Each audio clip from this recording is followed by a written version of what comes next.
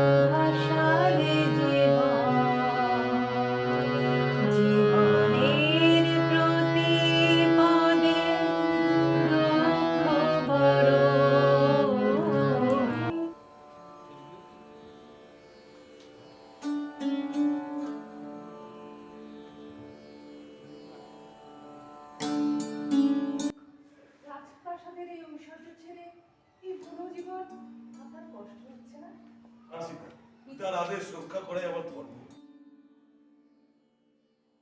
রাজা হওয়ার আগে আমি একজন পুত্র।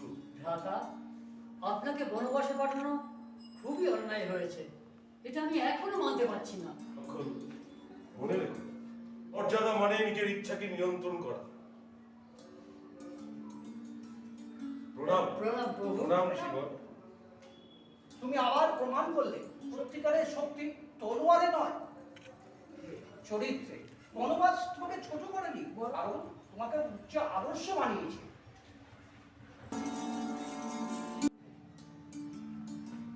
প্রণাম ঋষিগণ। তুমি কার্য কেন করো? এ দাদা, দাদার রাজ্যে আমি কি করে গ্রহণ করি?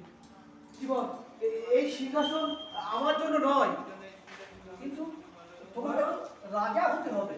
একজন রাজা চাই। আমি রাজা নই, তার আমি অযোধ্যার রাজা। তাকে ফিরিয়ে নিয়ে এসো।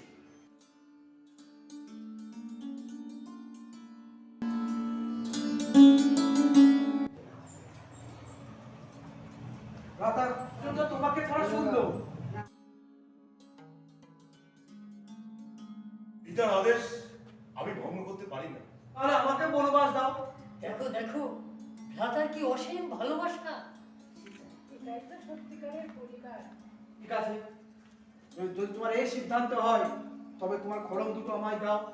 আমি তোমার খড়ম দুটো সিংহাসনে রেখে আমি ওই রাজ্য চালাবো। ভরত, প্রণাম প্রণাম ঋষিগণ। দেখলে বৈশিষ্ট্য, এক ভাই রাজ্য ছাড়ে নিতে চায় না। এই কারণেই রাম মর্যাদার প্রতীক। মনে রে, ভক্তিশালী সেই আমার কর্তব্য পালন করছি। আজ বুঝলাম বীর হওয়া সহজ, কিন্তু আদর্শ হওয়া খুব কঠিন।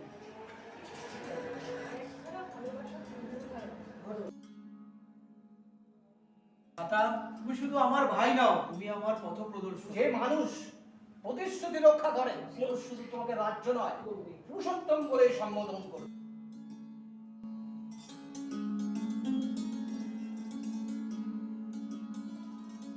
জীবনের অনেক সময় সহজ পথ, কঠিন পথ আলাদা হয়।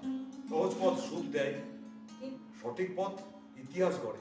মর্যাদা মানেই প্রতিশ্রুতি রক্ষা করা, অন্যের কথা ভাবা। তোমাদের নিজেদের মর্যাদার পথ বেছে নাও।